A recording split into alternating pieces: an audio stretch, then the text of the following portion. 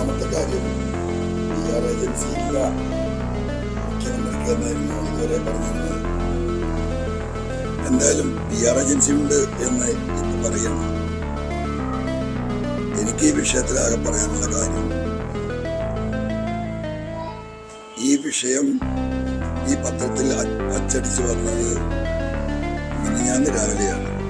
മിനിഞ്ഞാന്നിന്റെ തലേനാള് രാവിലെ 5 മണിക്ക് പത്രം അവൈലബിൾ ആണ്. വൈകുന്നേരം 8:30 മണിക്കാണ് കോഴിക്കോട് മുതലക്കുളം മൈതാനിയിൽ മാമി കേസുമായി ബന്ധപ്പെട്ട യോഗത്തിലാണ് ഈ പത്രം ഞാൻ ഉയർത്തിപ്പിടിച്ച് ഈ ചോദ്യം ഉന്നയിക്കുന്നത്. ആ പകല് പൂർണ്ണമായി കടന്നുപോയി. ഇങ്ങനെ ഒരു തെറ്റ് പറ്റിയിട്ടുണ്ടെങ്കിൽ എന്തുകൊണ്ട് അപ്പം തിരുത്തൽ കൊടുത്തില്ല? രാത്രി 8:30 മണിക്ക് ഞാനിത് പറയുമ്പോൾ തിരുത്തൽ കൊടുക്കുന്നില്ല. ഇത് മുഖ്യമന്ത്രി പറഞ്ഞതല്ല, ഇത് എഴുതി ചേർത്താണ്, ഉണ്ടായിട്ടില്ല. അത് കഴിഞ്ഞ് പിറ്റേ ദിവസം ഉച്ചക്ക് ഇത് വാർത്തയാകുന്നു. രാത്രി 8:30യോട് കൂടിയിട്ട് വലിയ വിവാദമായിരുന്നു. ആ സമയത്താണ് ഇതിങ്ങനെ PR ഏജൻസി ഒപ്പിച്ചൊരു പരിപാടിയാണ് എന്ന രീതിയിൽ മുഖ്യമന്ത്രിയുടെ ഓഫീസിൽ സ്റ്റേറ്റ്മെന്റ് വരുന്നത്. പച്ചക്കള്ളമാണ് എന്നത് എല്ലാവർക്കും അറിയാം. അതിൽ ആത്മാർത്ഥമായിട്ടാണ്. അത് തെറ്റായിരുന്നെങ്കിൽ ആത്മാർത്ഥമായിട്ട് എപ്പോൾ ഇടപെടണം? പിറ്റേ ദിവസം പത്രം കേരളത്തിൽ ഇറങ്ങുമ്പോൾ മുഖ്യമന്ത്രിയുടെ ഓഫീസിൽ നിന്ന് വാർത്താ കുറിപ്പ് വരണം. അതുണ്ടായില്ല. 32 മണിക്കൂർ കഴിഞ്ഞിട്ടാണ് പത്രം ഇറങ്ങി. രാത്രി 12 മണി വേണ്ട, രാവിലെ 5 മണി കൂട്ടിയാൽ 32 മണിക്കൂർ കഴിഞ്ഞിട്ടാണ്. ഇത് വലിയ വിവാദമായി. ഈ പറയുന്ന ജനങ്ങളുടെ സംസാരമായി. വാർത്താ മാധ്യമങ്ങൾ ഇത് വലിയ ചർച്ചയ്ക്ക് വിധേയമാക്കി. ഒരു രക്ഷയും ഇല്ലാതായപ്പോഴാണ് ഇതുപോലെയുള്ള ഒരു നാടകം ഈ പറയുന്ന ഹിന്ദു പത്രവുമായി ചേർന്ന് ഒരു അഡ്ജസ്റ്റ്മെന്റ് ഉണ്ടാക്കി പറഞ്ഞു കൊടുക്കുന്നത്. കാരണം നമ്മൾ സംശയിക്കേണ്ട കാര്യമില്ല. മുഖ്യമന്ത്രി അതിനു മുമ്പ് നടത്തിയ പ്രസ്താവനയിലും പറഞ്ഞത് തന്നെയാണ്, മലപ്പുറത്താണ് ഏറ്റവും കൂടുതൽ സ്വർണം പിടിക്കുന്നത്, ഏറ്റവും കൂടുതൽ കള്ളക്കടത്ത് നടക്കുന്നത്. 150-60 കേസിൽ 129 കേസും മലപ്പുറത്താണെന്നൊക്കെ സ്റ്റേറ്റ്മെന്റ് നടത്തിയാണ്. ഈ പണം ദേശദ്രോഹ പ്രവർത്തികൾക്ക് പോകുന്നുണ്ട് എന്ന് പറഞ്ഞാണ്.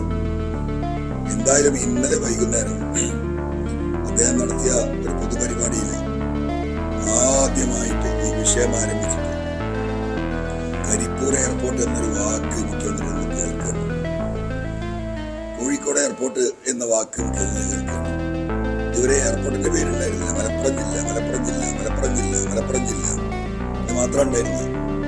എന്തായാലും ഇന്നലെ രാത്രിയെങ്കിലും മലപ്പുറം ജില്ല എന്നുള്ളത് ഈ പറയുന്ന കോഴിക്കോട് എയർപോർട്ടും കരിപ്പൂർ എയർപോർട്ടുമായി അദ്ദേഹം തിരിച്ചറിഞ്ഞതിൽ നന്ദിയുണ്ട്.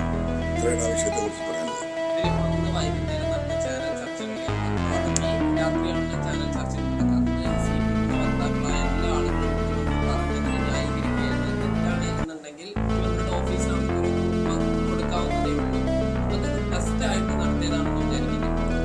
ടെസ്റ്റല്ല, ഈ ടെസ്റ്റ് ഇത്രയോ കാലമായിട്ട് നടത്തിയതല്ലേ. ഇത്രയോ കാലമായിട്ട് ഇപ്പം ഈ കഴിഞ്ഞ ഈടായിട്ട് സ്ഥിരമായിട്ട് ജില്ലയെ കുറിച്ച് അദ്ദേഹത്തിന്റെ അഭിപ്രായമാണ്. ആ അഭിപ്രായം കേരളത്തിലെ ജനങ്ങളെ കേട്ടുകൊണ്ടിരുന്നു.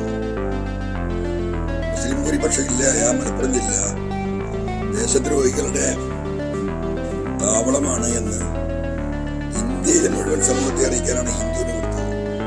അതാണ് ഡൽഹിയിൽ പത്രസമ്മേളനം നടത്തിയത്. ആ പത്രം BJP ഓഫീസിലും RSS കേന്ദ്രങ്ങളിലും അത് ചർച്ചാ വിഷയമാകണമെന്ന ദുരുദ്ദേശത്തോടു കൂടി തന്നെയാണ് ഡൽഹിയിൽ വെച്ച് അദ്ദേഹം നടത്തിയിട്ടുള്ളത്. എന്നെ സംബന്ധിച്ചത് 100% ഉറപ്പാണ്. ഞാൻ അവിടെയാണ് ആ വിഷയത്തിൽ നിൽക്കുന്നത്.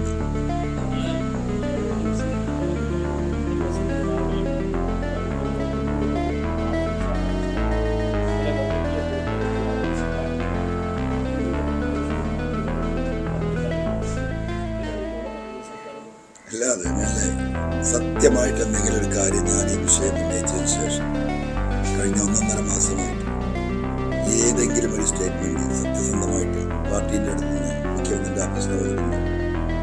ഇല്ലല്ലോ. ഇപ്പോഴും ആകത്തുക എന്താ പറഞ്ഞത്? ഇന്നലെ മുഖ്യമന്ത്രി എന്താ പറഞ്ഞത്? അദ്ദേഹം ഇവിടെ ഈ നടന്ന കാര്യങ്ങളെ കുറിച്ച് മിണ്ടുന്നില്ല. ഞാൻ പറഞ്ഞൊരു ജുഡീഷ്യൽ അന്വേഷണത്തെ കുറിച്ച് ഞാൻ പറഞ്ഞു. ആ അന്വേഷണത്തിൽ എന്നെ ഉൾപ്പെടുത്തട്ടെ എന്ന് പറഞ്ഞു. ധൈര്യമുണ്ടോ ഈ ഗവൺമെന്റിന്? ഈ സ്വർണ്ണക്കള്ളക്കടത്ത് യഥാർത്ഥത്തിൽ ഞാൻ പറഞ്ഞതിലേക്കല്ലേ വിരൽ ചൂണ്ടുന്നത്? ഈ പറയുന്ന ശുചിത്വ ദാസും അജിത് കുമാറും മുഖ്യമന്ത്രിയുടെ പൊളിറ്റിക്കൽ സെക്രട്ടറി ശശി ഉൾപ്പെടെയുള്ള നെക്സസ് തന്നെയാണ് ഈ 3 കൊല്ലം ഈ സ്വർണ്ണ വേട്ടയും സ്വർണം പൊട്ടിക്കലും ഒരിക്കലും നടത്തിയത് എന്നൊരു യാഥാർത്ഥ്യമല്ലേ?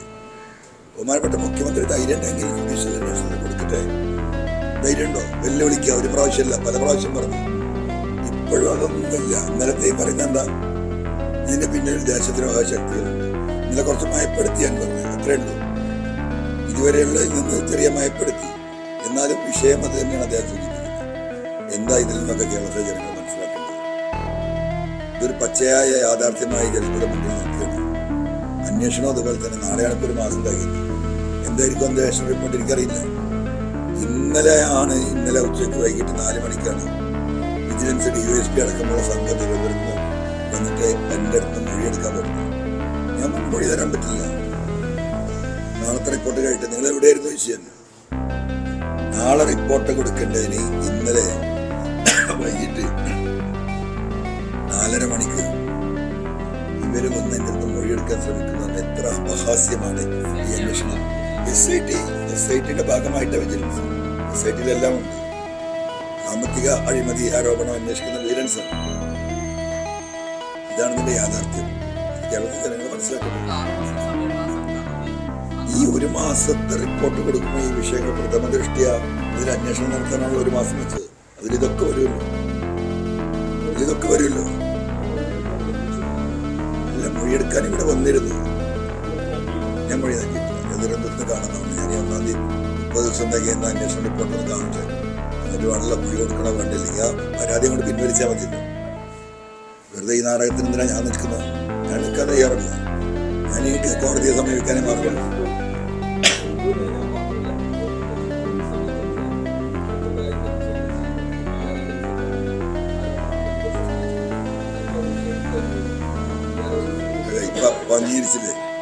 ഇപ്പൊ അംഗീകരിച്ചില്ലേ? അതേന്ന് മുമ്പ് ഉണ്ടായിട്ടുണ്ടാവും, നമുക്കറിയില്ലല്ലോ.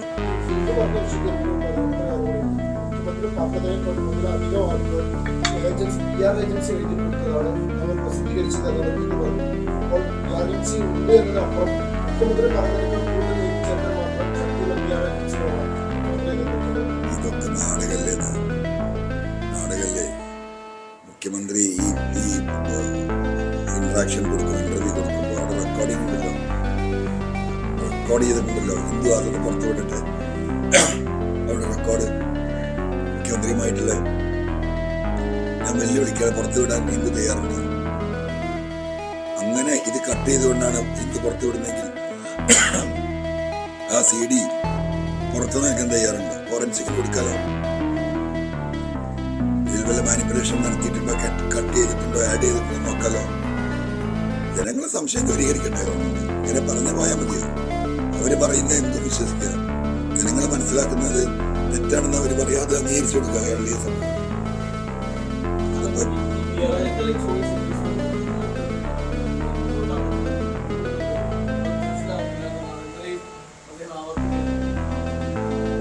പൊന്നുകൂർത്തെ തന്നെയല്ലേ പറഞ്ഞുകൊണ്ടിരിക്കുന്നത്. നമ്മളെ ഈ കൊണ്ടുവന്നതിനെ കുറിച്ച് ഒരു അന്വേഷിച്ചോ? ആരിത് കൊടുത്തു വിട്ടുന്നത് പോലീസ് അന്വേഷിച്ചോ? മുഖ്യമന്ത്രി പറയുന്ന മുഖ്യമന്ത്രിയുടെ പോലീസ് അന്വേഷിച്ചോ? ഒരാളെ കണ്ടെത്തിയോ? അത് പോട്ടെ, അത് പോലീസിന് സാധിക്കില്ല. വിദേശത്ത് വരുന്നതാണ്. ഇത് കൊണ്ടു കൊടുക്കാൻ ആർക്ക് വേണ്ടിയാണ്? ഈ പാവപ്പെട്ട 500,000 രൂപയ്ക്ക് പണിയെടുക്കുന്ന, റിയാലിന് പണിയെടുക്കുന്നവരാ. ഇത് വാങ്ങാൻ ഒരു ടീം അവിടെ ഉണ്ടല്ലോ. അവര് കണക്റ്റഡ് ആണല്ലോ. അങ്ങനെ ഒരാൾ അറസ്റ്റ് ചെയ്തോ? കേസിൽ ബുക്ക് ചെയ്തോ? എന്താ മുഖ്യമന്ത്രി പറയുന്നത്? ഇതിലെന്താ അടിസ്ഥാനമുള്ളത്?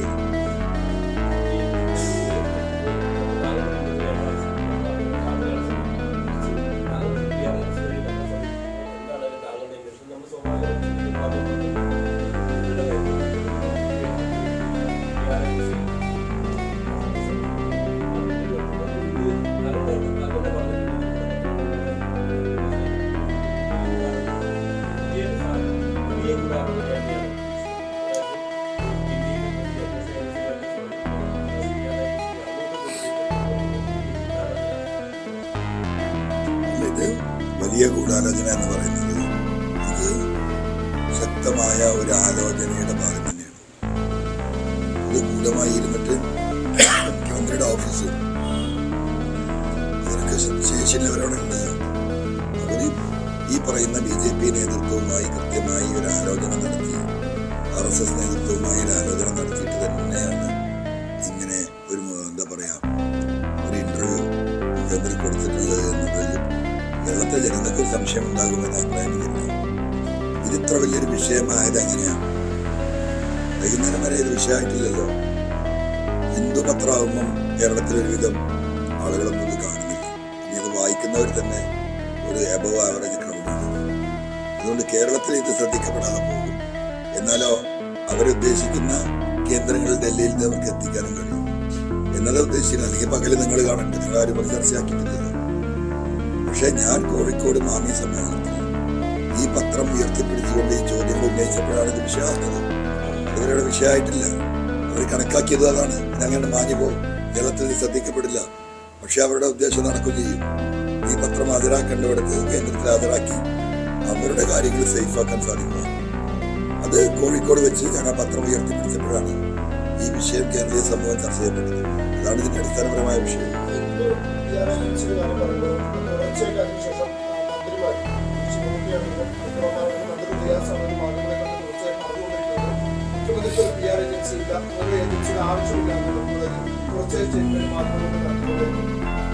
മുഖ്യമന്ത്രിയുടെ ഓഫീസ് പറഞ്ഞ കളവ് PR ഏജൻസിയാണ് ചെയ്തത്. ഹിന്ദുവാണ് പറഞ്ഞാൽ അത് ഇവരെ അക്നോളജ് ചെയ്തത്. മുഖ്യമന്ത്രിയുടെ ഓഫീസ് PR ഏജൻസിയാണ് ചെയ്തത്. ഒരു PR ഏജൻസി ഇല്ല എന്ന് പറയുക. മുഖ്യമന്ത്രിയുടെ ഓഫീസ് PR ഏജൻസിക്ക് പറ്റിയ തെറ്റാണ് പറയുക. എന്താ നിങ്ങൾക്ക് മനസ്സിലാക്കേണ്ടത്? അങ്ങനെയാണുള്ളത്.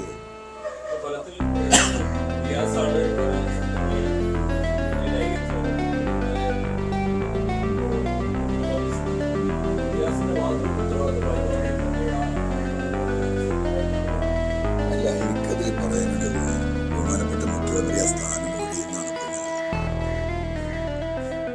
വളരെ ബഹുമാനപൂർവ്വം അറിയാം. അദ്ദേഹത്തിന് മാന്യമായി ഒഴിഞ്ഞു നിൽക്കാനുള്ള ഒരു സാഹചര്യം.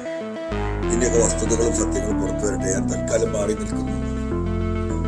ഇന്ന് അദ്ദേഹത്തിന് കേരളത്തിൽ ഞങ്ങളോട് പറയാലോ, അത് അദ്ദേഹത്തിന്റെ ബഹുമാനം ആദരവ് ഈ സമൂഹത്തിൽ വർദ്ധിപ്പിക്കുകയാണ്. അതിന് പകരം എന്ത് പൊറോട്ട നാടകം ഇവിടെ നടത്തിയാണ് അതെവിടെ എത്താൻ പോകുന്നത്? അത് കേരളത്തിലെ ജനം തിരിച്ചറിഞ്ഞിട്ടുണ്ട്.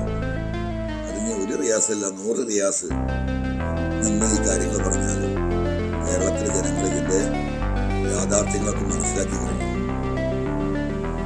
എന്റെ പ്രതിപക്ഷത്തിന് ഒരു ശക്തി ഇല്ലാത്തതൊക്കെ പറയുമ്പോൾ UDF-ന് ഈ കാര്യത്തിൽ ശക്തി ഉണ്ടോ?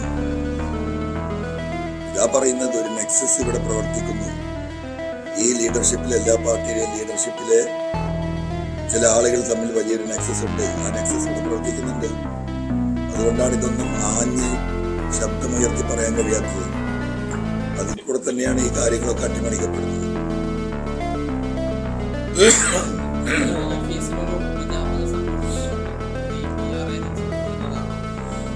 PR ഏജൻസിയെ കുറിച്ച് ഞാൻ തന്നെ അങ്ങനെ ഒരു സംഭവം ഞാൻ ഇതുവരെ കണ്ടില്ല. നമുക്ക് എന്നിട്ട് ഓഫീസിൽ പറയുമ്പോഴാണ് PR ഏജൻസിക്ക് പറ്റിയ തെറ്റാണെന്ന് പറയുമ്പോഴാണ് അവർ PR ഏജൻസി വർക്ക് ചെയ്യുന്നുണ്ട് തന്നെ. ഇതൊക്കെ ദുരൂഹമായി വർക്ക് ചെയ്യുന്നുണ്ട് നമുക്കറിയില്ല. പ്രത്യക്ഷമായി വർക്ക് ചെയ്യുന്ന നമ്മൾ കണ്ടില്ല.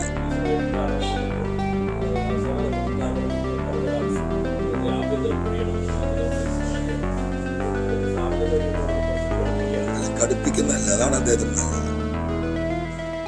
അദ്ദേഹമാണത് ആലോചിക്കേണ്ടത്.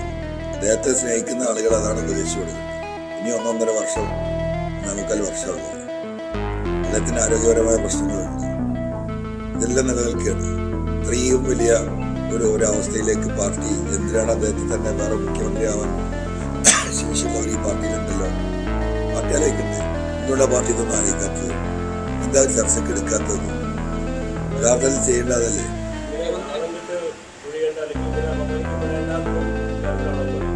അല്ല, അതാണ് ഞാൻ പറയുന്നത്. അദ്ദേഹത്തിന് ഇപ്പൊ ഏറ്റവും ഞാനായിരുന്നെങ്കിൽ ഞാൻ മാറും. ഞാനാണ് പൊസിഷനിൽ ഇരിക്കുന്നതെങ്കിൽ ഞാൻ മാറിയിരിക്കും. ഞാൻ ജനങ്ങളുടെ മുന്നിലേക്ക് ഇറങ്ങും. ജനങ്ങളോട് പറയുക ഞാൻ മാറിയിരിക്കുന്നത് അവരന്വേഷിക്കട്ടെ.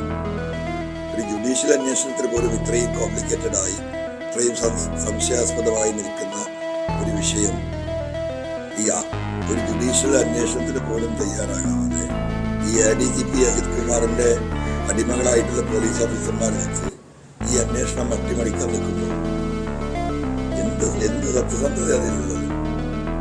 എന്ത് നീതി അതിലുള്ളത്? ഒന്നുമില്ലല്ലോ, ജനം തീരുമാനിക്കട്ടെ.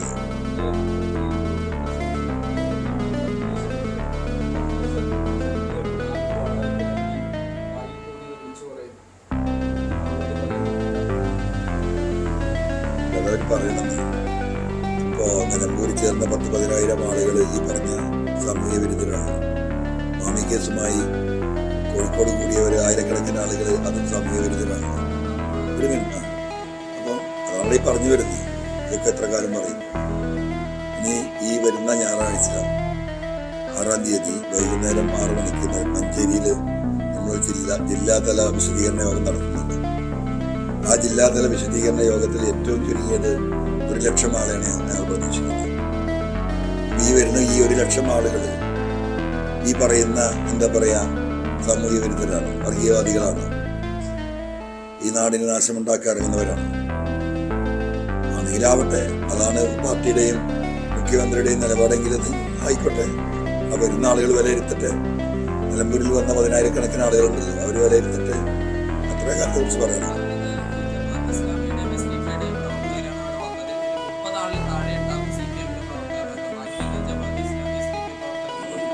അത്ര ശക്തമാണ് ജമാഅത്ത് ഇസ്ലാമി. 10,000-കണക്കിന് ആളുകൾ ഒരു യോഗത്തിന് നിഷ്പ്രയാസം 2 ദിവസം മുമ്പ് പറഞ്ഞാൽ എത്തിക്കാൻ പറ്റുന്നത്. സത്യത്തിൽ മുഖ്യമന്ത്രി ആ സ്ഥാനം ഒഴിഞ്ഞിട്ട് ജമാഅത്ത് ഇസ്ലാമിയെ അമീറിനെ ഏൽപ്പിക്കട്ടെ പറഞ്ഞു. അത്ര ശക്തമാണെങ്കിൽ അതല്ല ചെയ്യേണ്ടത്.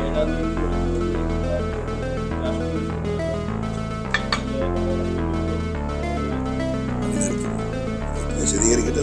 അത് ആ പാർട്ടിയുടെ ജോലിയല്ല, അത് ചെയ്യണത്.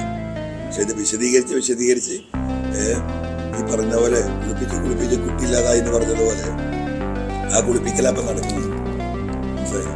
അതിന് കുറേ സോപ്പിട്ട് ഒഴിഞ്ഞു നോക്കി, പിന്നെ എണ്ണിട്ട് ഒഴിഞ്ഞു നോക്കി. ഇപ്പം ഈ നാടൻ വസ്തു എന്താ പറയുക, താളി എന്ന് പറയും. സോപ്പിന് പകരം പോയി അത് ഇട്ടിട്ടാണ് കഴുകി വെക്കണം. ആ കുളിപ്പിക്കൽ നടക്കട്ടെ.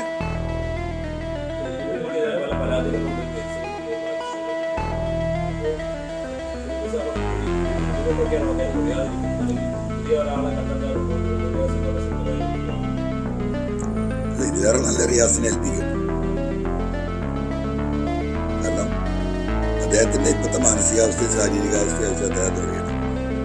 വലിയ ബുദ്ധിമുട്ടുണ്ടെങ്കിൽ റിയാസിനെ ഏൽപ്പിച്ചെടുത്തിട്ട് പാർട്ടിയിൽ വേറെ ആരും ഇല്ലെങ്കിൽ അതൊക്കെ പാർട്ടിയിലെ തീരുമാനിക്കണ്ടേ.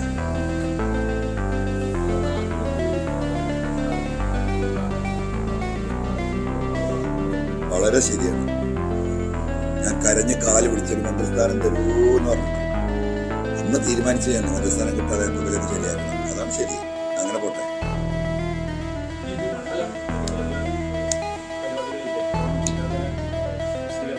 ഇല്ല, അതായത് നമ്മൾ ജില്ലാതല വിശദീകരണം നടത്താൻ തന്നെയായിരുന്നു ഞാൻ തീരുമാനിച്ചിരുന്നത്. അപ്പോൾ നമുക്ക് ആളുകൾക്ക് ഒരേ കാര്യങ്ങളൊക്കെ പറഞ്ഞിട്ടുണ്ട്. നമ്മൾ ഉന്നയിച്ച വിഷയം 4 വിഷയങ്ങളാണ്. ഒന്ന് സ്വർണ്ണക്കടത്ത്, ഒന്ന് മാമി കേസ്, ഒന്ന് റിദാൻ വധക്കേസ്, 2 ഡാൻസ് ഓഫ് സംഘവുമായി ബന്ധപ്പെട്ട MDMA വിഷയങ്ങൾ, പിന്നെ ഈ പോലീസ് ഉദ്യോഗസ്ഥരുടെ സാമ്പത്തികം. ഇത് തന്നെ നമ്മൾ റിപ്പീറ്റ് ചെയ്ത് പറഞ്ഞിട്ടുണ്ടെങ്കിൽ അപ്പോൾ ആളുകൾക്ക് മാത്രമല്ല, ഡെയിലി നിങ്ങൾ വന്ന് കാണുന്ന ചോദ്യങ്ങൾ ചോദിക്കുന്ന ഉത്തരം പറയുന്നു. ഇതെല്ലാം ഒരു സംഗതിയാണ്. അപ്പോൾ ആളുകളുടെ ഒരു അഭിപ്രായമാണ്. കാരണം കാര്യങ്ങൾ ആളുകൾക്ക് ബോധ്യപ്പെട്ടിട്ടുണ്ട്. ഈ ജില്ലാ തലത്തിലൊറ്റ യോഗം ഒന്നും കൂടെ വിശദീകരിച്ചത് വിശാലമായി നടത്തിയാൽ മതിയെന്ന ആളുകളിൽ നിന്നുള്ള അഭിപ്രായം കൂടി പരിഗണിച്ചിട്ടാണ് ഈ ഒരു ഒറ്റ പരിപാടി വെക്കുന്നത്.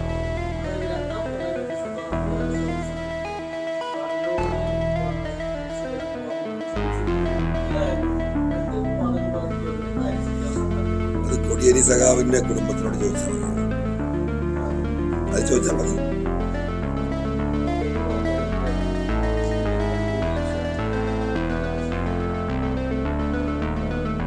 എന്നെ ഗൂഢലക്ഷ്യം ഈ കാണുന്നൊക്കെ പറയുന്നൊക്കെ എന്നാണ് ഗൂഢലക്ഷ്യം? ഗൂഢലക്ഷ്യമാർക്കത് അറിയില്ല. ഗൂഢലക്ഷ്യമില്ലാത്തവരെന്താ ജുഡീഷ്യൽ അന്വേഷണത്തിന് തയ്യാറാവാത്തവർ? എന്താ ADGP സസ്പെൻഡ് ചെയ്യാത്തത്? പ്രതിപക്ഷ പാർട്ടികളും CPI അടക്കം ഇടതുപക്ഷ പാർട്ടികളും എല്ലാം ആവശ്യപ്പെട്ടിട്ട് എന്താ? അപ്പോൾ ആർക്കാ ഗൂഢലക്ഷ്യം? ആ സൂചി അങ്ങോട്ട് തിരിച്ചു വെച്ചാൽ മതി. ഒരു വിരൽ ഇങ്ങനെ ചൂണ്ടുമ്പോൾ 5 വിരൽ മുഖ്യമന്ത്രിയുടെ നെഞ്ഞത്തേക്കാണ് ഈ വിഷയത്തിൽ ചൂണ്ടുന്നതെന്ന് മുഖ്യമന്ത്രി മനസ്സിലാക്കിയത്. EVN പറഞ്ഞാൽ ഇതെങ്ങനെ ചൂണ്ടുമ്പോൾ ബാക്കി 4 ബഹുമാനപ്പെട്ട മുഖ്യമന്ത്രിയുടെ നെഞ്ചത്തേക്കാണ് എന്ന് മുഖ്യമന്ത്രി മനസ്സിലാക്കിയത്. അത്രയുള്ള വിഷയത്തെ കുറിച്ച് പറയും.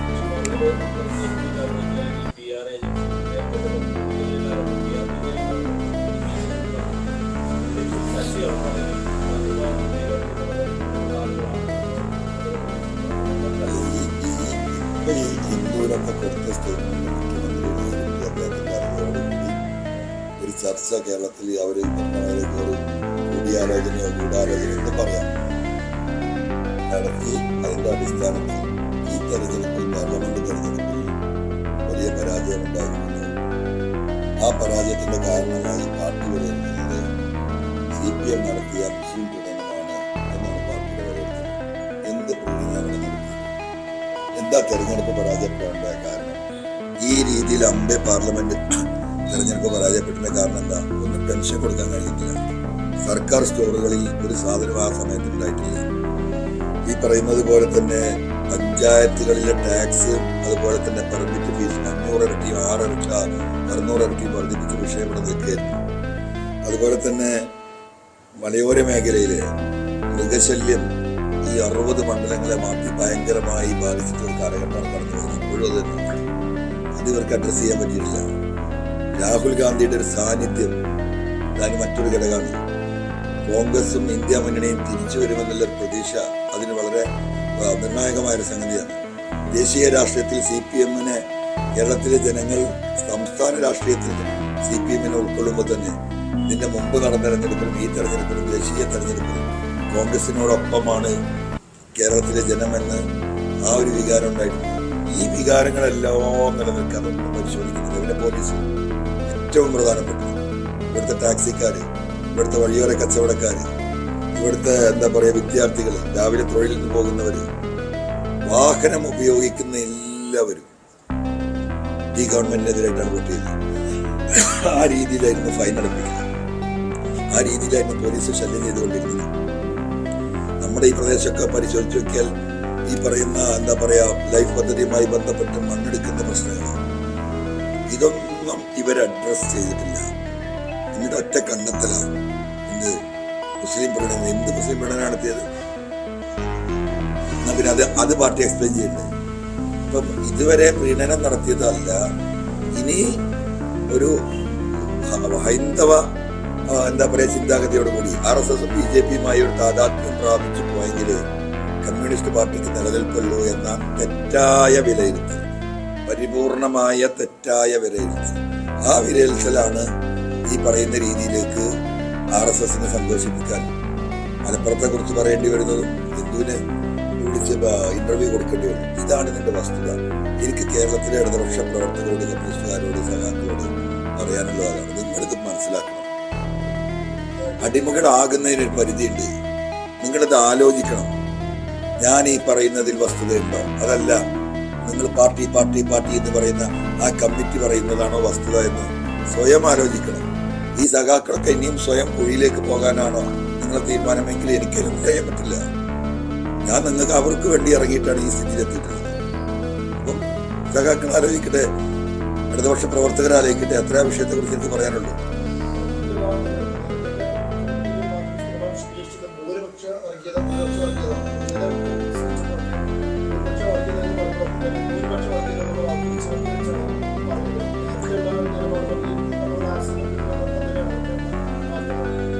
അങ്ങനെയല്ല, അത് തെറ്റാണ്. പലപ്പോഴും മുഖ്യമന്ത്രി ഭൂരിപക്ഷ വർഗീയതയെ കുറിച്ച് പറയുമ്പോൾ ന്യൂനപക്ഷ വർഗീയതയെ പറ്റി പറഞ്ഞിട്ടുണ്ട്. ഞാൻ തന്നെ കേട്ടിട്ടുണ്ട്. അപ്പൊ ന്യൂനപക്ഷ വർഗീയത എന്നുള്ളത് ഒരു പുതിയ വാക്കായിട്ട് മുഖ്യമന്ത്രി പറയുകയാണ് എന്ന കാര്യത്തിൽ എനിക്ക് അത്യാവശ്യമുണ്ട്. കാരണം ഭൂരിപക്ഷ വർഗീയതയെ കുറിച്ച് പറയുമ്പോൾ പലപ്പോഴും അദ്ദേഹം അതിനോടൊപ്പം തന്നെ ചേർത്ത് ന്യൂനപക്ഷ വർഗീയതയെ കുറിച്ച് പറഞ്ഞിട്ടുണ്ട്. അത് ഇന്നലെയുള്ള ഒരു സ്റ്റേറ്റ്മെന്റ് ആയിട്ട് ഞാൻ കാണുന്നത്. അപ്പൊ കാര്യങ്ങൾ പറയുമ്പോൾ വസ്തുതാപരമായിട്ട് നമ്മൾ പറയുന്നില്ല.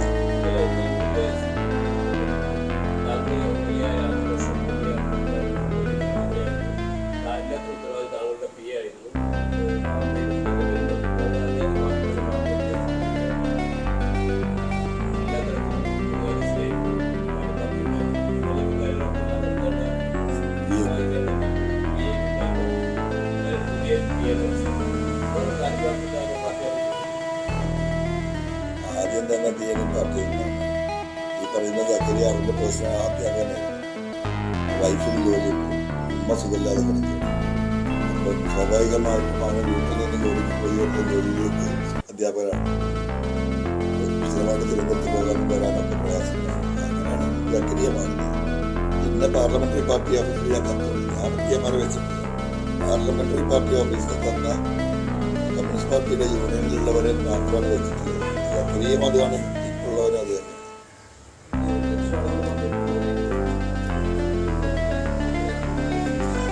മനുഷ്യര് ഒരു പഞ്ചായത്ത് 1900 പഞ്ചായത്തുണ്ട്. ആ പഞ്ചായത്തിൽ നിന്ന് 1000 ആളെയാണ് നമുക്ക് പ്രതീക്ഷിക്കുന്നത്. ആ രീതിയിലുള്ള കമ്മ്യൂണിക്കേഷനാണ് നമുക്ക് കിട്ടിക്കൊണ്ടിരിക്കുന്നത്. മഞ്ചേരി നമ്മുടെ ബൈപ്പാസിൽ ഞാൻ പിന്തുണയുടെ വർധനവിന്റെ കോലിനനുസരിച്ച് ഞാൻ എൻ്റെ നിലപാട് മാറ്റാനുള്ള ഒരാളില്ലെങ്കിൽ ഒറ്റയ്ക്ക് ഞാൻ പറയും. ഈ മനുഷ്യരെ മുഴുവൻ നേരിടാൻ ഒരാളില്ല. ഇതുവരെ സംസാരിച്ചിട്ടുള്ളൂ. ഇപ്പോഴും ഞാൻ ഒറ്റ സംസാരിച്ചിട്ടുണ്ട്. നാളെ ഞാൻ ഒറ്റ സംസാരിക്കും. അത് കഴിഞ്ഞിട്ട് ജനങ്ങളിലേക്ക് നമ്മൾ ഒന്നിറങ്ങും. ആ ജനങ്ങൾ ഈ വിഷയത്തോടൊപ്പം നിൽക്കുന്ന ആളുകളുടെ ഒരു കോർഡിനേഷൻ ഉണ്ടാവും. അതിനിവിടെ ഒരു പൊളിറ്റിക്കൽ ജനകീയ അടിത്തറ ഉണ്ടാവും. ആ പൊളിറ്റിക്കൽ ജനകീയ അടിത്തറയുമായി ഈ വിഷയങ്ങളുമായി മുന്നോട്ട് പോകും. ഇപ്പൊ ആദ്യം ഞാൻ ഏറ്റെടുക്കാൻ പോകുന്ന ഈ മലയോര കർഷകരുടെ ഈ മാൻ അനിമൽ കോൺഫ്ലിക്റ്റ് ആണ്, വന്യമൃഗശല്യം. ഈ 60 നിയോജക മണ്ഡലത്തിലും വാഹനജാഥ നടത്തി ജനങ്ങളെ ഇതിലേക്ക് കൊണ്ടുവന്ന് ശക്തമായ സമരത്തിന് ഇത് കേന്ദ്രമാണെന്ന് പറഞ്ഞിട്ട് ഈ മനുഷ്യനെ ചവിട്ടി ആന അരക്കുമ്പോഴും ഒരു കാരുണ്യമില്ലാതെ പുലിയും കടുവയും വന്ന് മനുഷ്യനെ ആക്രമിച്ച് കൊല്ലുമ്പോഴും അവർക്ക് എന്തെങ്കിലും ഒരു എന്താ പറയാ കോമ്പൻസേഷൻ കൊടുത്ത് തടിയൂരുന്ന ഈ സംവിധാനത്തിൽ നിന്ന് സംസ്ഥാന ഗവൺമെന്റിന്റെ റെസ്പോൺസിബിലിറ്റി ഇന്ന് വരെ എടുത്തിട്ടില്ലെന്ന് ഉറച്ചു വിശ്വസിക്കുന്നതാണ്. അപ്പൊ എനിക്ക് ഇതുവരെ ചെറിയ പരിമിതിയൊക്കെ ഉണ്ടായിരുന്നു. ഇനി ഒരു പരിമിതിയില്ല. ഫോറസ്റ്റ് ഡിപ്പാർട്ട്മെന്റിന്റെ കീഴിൽ വലിയ ഗൂഢാലോചന ഇതിന്റെ പിന്നിലുണ്ട്. ഈ വന്യമൃഗങ്ങൾ മനുഷ്യരുടെയൊക്കെ ഇറങ്ങുന്നതിന് കൃത്യമായൊരു പ്ലാനിങ് ഈ പറയുന്ന അന്തർദേശീയ ഏജൻസികളുടെ സഹായത്തോടു കൂടിയാണ് നടക്കുന്നത്. ഒക്കെ തുറന്നു പറയാൻ പോയത് നിങ്ങളൊന്നും വിചാരിക്കുന്നിടത്തല്ല ഈ മാൻ ആനിമൽ കോൺഫ്ലിക്റ്റ്. എന്തുകൊണ്ട് മൃഗങ്ങൾ ഇങ്ങോട്ട് വരുന്നു? മൃഗങ്ങളെ സമ്മർദ്ദം ചെലുത്തിയിട്ട് ഇങ്ങോട്ട് വരുത്താനുള്ള സംവിധാനങ്ങൾ ഒരുക്കിക്കൊണ്ടിരിക്കുന്നുണ്ട്. എക്സ്പ്ലെയിൻ ചെയ്യാൻ പോവുകയാണ്. പശ്ചിമഘട്ടം കണ്ണൂരിൽ നിന്ന് കാസർഗോഡ് നിന്ന് ഇങ്ങനെ ആരംഭിച്ച് നമ്മൾ വയനാട്ടിലൂടെ കയറി ഇങ്ങനെ നമ്മൾ നിലമ്പൂർ വഴി കരുവാരക്കുണ്ട്, വേലാറ്റൂർ, പാലക്കാട്, മണ്ണാർക്കാട്, പാലക്കാട്, അങ്ങനെ തൃശ്ശൂർ ഫുൾ ഫോറസ്റ്റ് ബൗണ്ടറി പങ്കിടുന്ന ഏരിയസ്.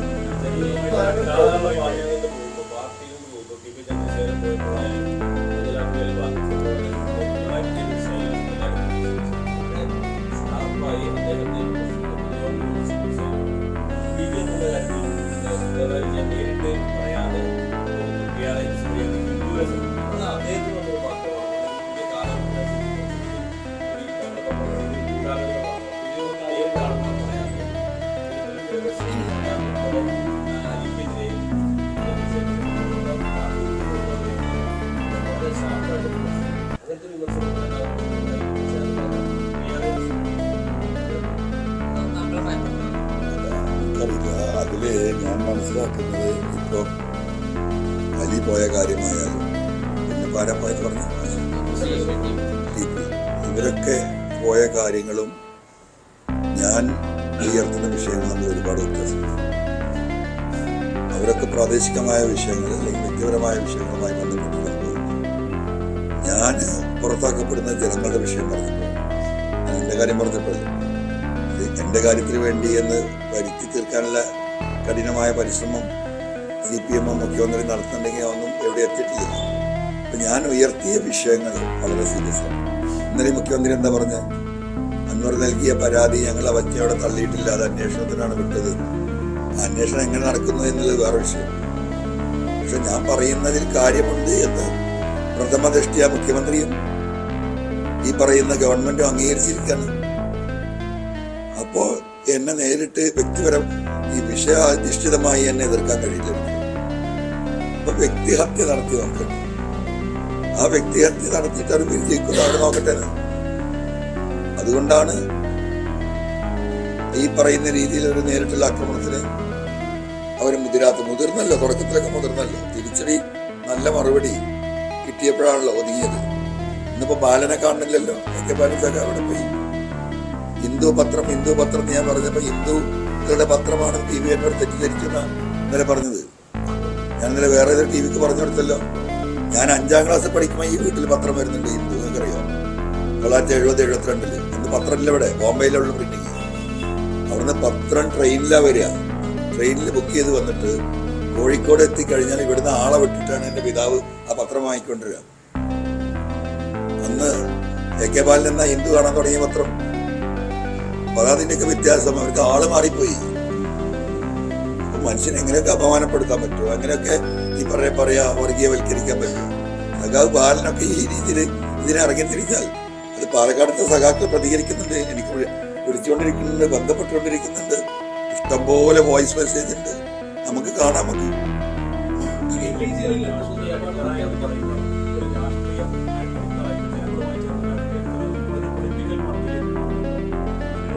അല്ല, പൊളിറ്റിക്കൽ പാർട്ടി അല്ലാത്ത ഒരു സംഗതി ഇവിടെ ഒരുപാട് പരീക്ഷണങ്ങൾ പലരും നടത്തിയത് കണ്ടാണ്. കൃത്യമായ രാഷ്ട്രീയ ലക്ഷ്യബോധമില്ലാതെ ഒരു സാംസ്കാരിക സാമൂഹിക സംഘടന രൂപീകരിച്ചണമെന്നൊന്നും ജനാധിപത്യത്തിന്റെ അടിസ്ഥാനം ജനങ്ങളാണ്, അത് തെരഞ്ഞെടുപ്പാണ് നിശ്ചയിക്കുന്നത്. ആ തെരഞ്ഞെടുപ്പിൽ പങ്കാളികളാവാത്ത ഒരു രാഷ്ട്രീയ സാമൂഹിക പ്രസ്ഥാനം രാഷ്ട്രീയ പ്രസ്ഥാനമായി വളരൂല. അപ്പൊ ജനങ്ങളുടെ മനസ്സറിയുന്ന എവിടെയാണ് തെരഞ്ഞെടുപ്പാണ്. ആ തെരഞ്ഞെടുപ്പിൽ മത്സരിക്കണമെങ്കിൽ എന്ത് വേണം? രാഷ്ട്രീയ പാർട്ടിയാണ്. ആ രാഷ്ട്രീയ പാർട്ടികളെ ഒരു വോട്ടർ അംഗീകരിക്കുള്ളൂ, ചെറുതോ വലുതാവട്ടെ. അപ്പൊ സ്വാഭാവികമായും ഈ മൂവ്മെന്റ് ഒരു പൊളിറ്റിക്കൽ പാർട്ടിയായി മാറും, യാതൊരു തർക്കമില്ല. ഈ വിഷയത്തിൽ ഉറച്ചു നിൽക്കുന്ന ഒരു 10 പേരാട്ടെ. കേരളത്തിലെ ലക്ഷക്കണക്കിന് യുവാക്കളുടെ പിന്തുണ ഈ വിഷയത്തിലുണ്ട്. ഒന്നും നഷ്ടപ്പെടാത്ത യുവാക്കളാണ് അവര്. അവർക്ക് നഷ്ടപ്പെടാൻ പോകുന്ന അവരുടെ ജീവിത സംവിധാനങ്ങൾ തകർക്കപ്പെടുന്നത്, നാടിന്റെ സമാധാനം തകർക്കുന്നത് കേരളത്തിലെ യുവാക്കൾ കാണുന്നുണ്ട്. അവരാണ് എന്റെ പ്രതീക്ഷ. അവരിൽ നല്ലൊരു വിഭാഗം ഈ സത്യം തിരിച്ചറിഞ്ഞ് എന്റെ കൂടെ നിൽക്കും എന്ന് തന്നെയാണ് ഞാൻ കരുതുന്നത്. രാഷ്ട്രീയ പാർട്ടി രൂപീകരിക്കും, പറയാതെ രാഷ്ട്രീയ പാർട്ടി രൂപീകരിക്കും.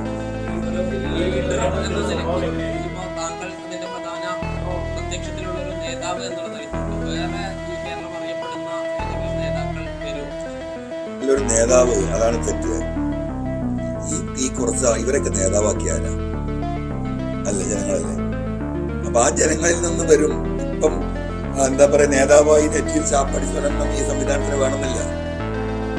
ഈ നെക്സസിന്റെ ഭാഗമാകാത്ത ആരെങ്കിലും ഉണ്ടെങ്കിൽ നമ്മോട് യോജിക്കാൻ തയ്യാറുണ്ടെങ്കിൽ നമ്മൾ യോജിപ്പിക്കും. അല്ലെങ്കിൽ പുതിയൊരു ടീം വരും, യുവാക്കള്. 21 വയസ്സായ ആർക്കും കൂടെ മത്സരിക്കാമല്ലോ. ആ വ്യക്തിയല്ലല്ലോ. നമ്മൾ ഉയർത്തുന്ന വിഷയങ്ങളും നമ്മൾ ഉയർത്തുന്ന നയപരിപാടികളും നമ്മൾ പറയുന്ന ആദർശവും, ആ ആദർശത്തെ പ്രതിനിധിക്കുന്ന ഒരു വ്യക്തിയായിരിക്കും അതിലെ ലീഡർ. ചെറുതാകാം വലുതാകാം, അതാണ് ജനങ്ങളുടെ മുന്നിലേക്ക് നമ്മൾ ഇടുന്നത്. ആളെ വലിപ്പം കാണിച്ചു കൊടുത്ത് അതിന് വോട്ട് വാങ്ങില്ല. നമ്മൾ ഉയർത്തുന്ന ആശയങ്ങൾ, ആദർശങ്ങൾ, കാഴ്ചപ്പാടുകൾ, അതിനോടൊപ്പം നിൽക്കാവുന്ന ജനങ്ങളെയാണ് നമ്മൾ പ്രതീക്ഷിക്കുന്നത്. ഇവിടെ അല്ല, പഞ്ചായത്ത് തെരഞ്ഞെടുപ്പൊക്കെ വരുന്നുണ്ട്. പിന്നെന്താ, കേരളത്തിലെ മുഴുവൻ പഞ്ചായത്ത് തെരഞ്ഞെടുപ്പിലും പഞ്ചായത്തുകളിലും നമ്മളുണ്ടാക്കുന്ന പാർട്ടിയുടെ സ്ഥാനാർത്ഥികൾ മത്സരിക്കും. യാതൊരു തർക്കമില്ല. അത് എന്തായാലും ഇപ്പോൾ അധികം വൈകില്ല.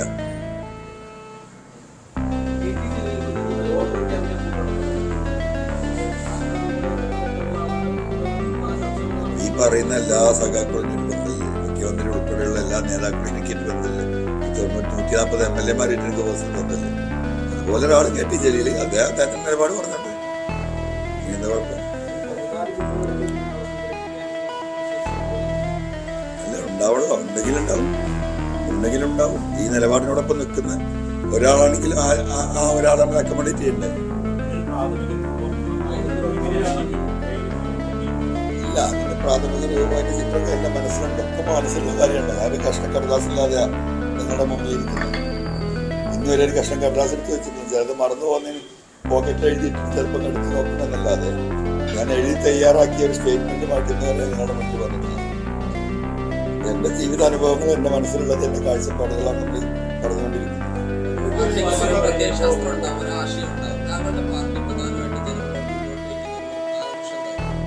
ഇപ്പൊ ഈ പറഞ്ഞുകൊണ്ടിരിക്കുന്നത് നമ്മള് സെക്യുലറിസത്തിൽ ഊന്നി നിന്നുകൊണ്ട് മനുഷ്യർക്ക് സമൂഹത്തില് ഈ പറയുന്ന നീതി ശരിക്കപ്പെട്ട് ജനങ്ങളോടൊപ്പം നഷ്ടപ്പെടുന്ന ആളുകളെ അവരെ സഹായിച്ചു.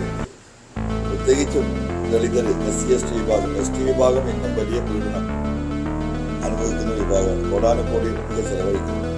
അതിന് മുക്കാ പങ്കും ഈ പറയുന്ന രാഷ്ട്രീയക്കാരും ഉദ്യോഗസ്ഥരും അടിച്ചു മാറ്റുന്നവരാണ്. അത് നേരിട്ട് അറിവില്ല ആളുകളാണ് ഇരിക്കുന്നത്.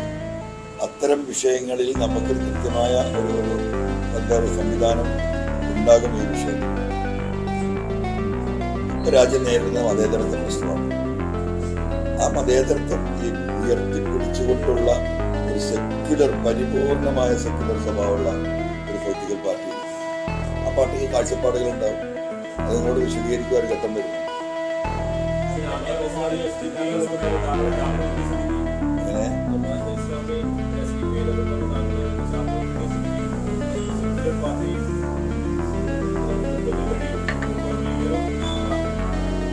ഇവിടേക്ക് എത്തിയില്ലേ? നമുക്ക് കാണാം. എന്താ ചോദിച്ചേ?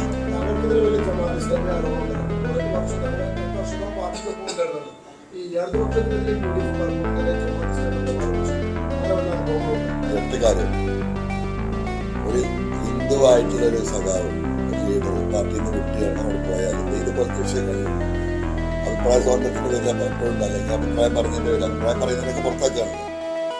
അവൻ ആ പാർട്ടി ഓഫീസിനെ പടി കടന്നാൽ പറയാതെ പോകുന്ന സംഖ്യ, ആ പോകുന്ന സംഖ്യ ഒരു മുസ്ലിമാണ്. ആ പാർട്ടി വിട്ട് പുറത്തിറങ്ങി അപ്പം പറയും ആ പോകുന്നു, എന്താ പറയാ, വർഗീയവാദി, ജമാഅത്ത്, കൊടസക്കറോ, ചുടാപ്പി, സംഖി, ഇതൊക്കെ ആരുണ്ടാക്കിയ പേരാ?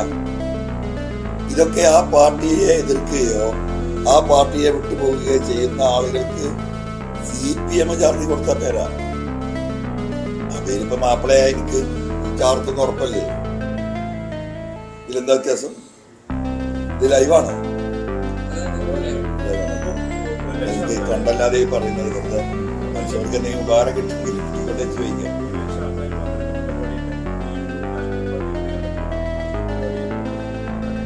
അല്ല, അത് രാഷ്ട്രീയ പാർട്ടി പ്രഖ്യാപിക്കുമ്പോൾ നമ്മളതിന് വേറെ സമ്മേളനം.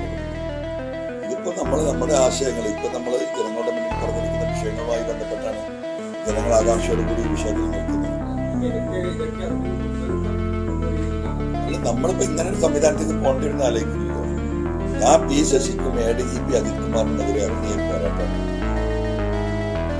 ഈ വിഷയത്തിന്റെ ഒക്കെ പിന്നിൽ ഈ പറയുന്ന P. ശശിയാണ് എന്ന് ആത്മാർത്ഥമായി വിശ്വസിക്കുന്ന ആളാണ് ഞാൻ.